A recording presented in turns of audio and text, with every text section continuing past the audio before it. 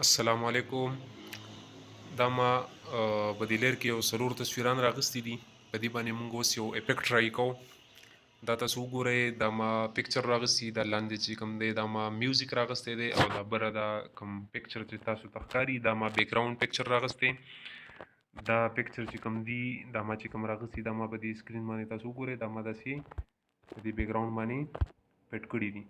خو دا ما په دې لاندې لیر کې دا پکچر راغستی دي. اوس په دې باندې موږ افیکټ لګو. مونږ به داسې وکړو چې دا پکچر به کلیک کو او دا بره درې ډاټ په کلیک کو. د دې نه به یو ډوپلیکیټ وباسو او دې له چې کوم دی نو په دې سیټینګ کې به کلر فلټر کې به دې له فلټر چینج کو. دې کې به دې له زه دا کلر ورکړم، دا به بیا بیک کړم. بیا به د دې نه بره چې کوم دا اوورال انیمیشن چې کوم دی په دې کې به یو انیمیشن سلیکټ کو.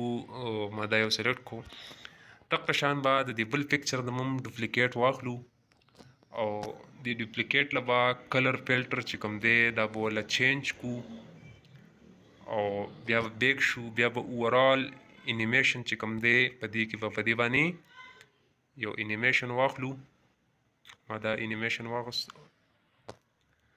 بیا دغسې دریم کوم پکچر چې دی د دې نه به هم ډوپلیکیټ واخلو. دې له به هم کلر فلټر چې کوم دی ورکو. دې له ما دا کلر فلټر ورکو. اوورال انیمیشن کې به هم دې له یو انیمیشن په دې کې سلیکټ کو. دقسې د څلورم نه به هم ډوپلیکیټ واخلو، کلر فلټر به وله ورکو او اوورال انیمیشن چې کوم دی په دې کې به هم یو انیمیشن سلیکټ کو. دا ما وکړل. اوس تاسو دې ویډیو ته وګورئ چې دا موږ ته څنګه شو کېږي.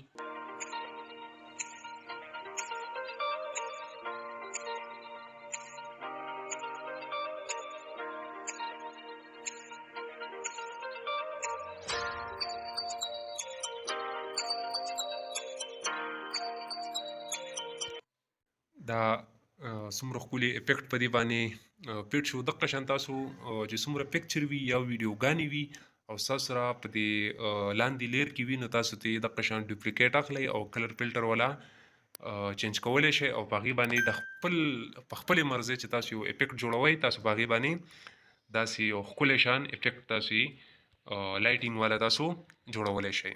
او دغه شان مزید په دې کې چې کوم ایډیشن کیږي او دې متعلق چې کوم موږ په دې سلایډ شو کې کوم ایډیشن کوو نو انشاءالله په نیکسټ کلاس کې به هغې باندې په ډیټیل سره خبرې کوو. د الله په امان.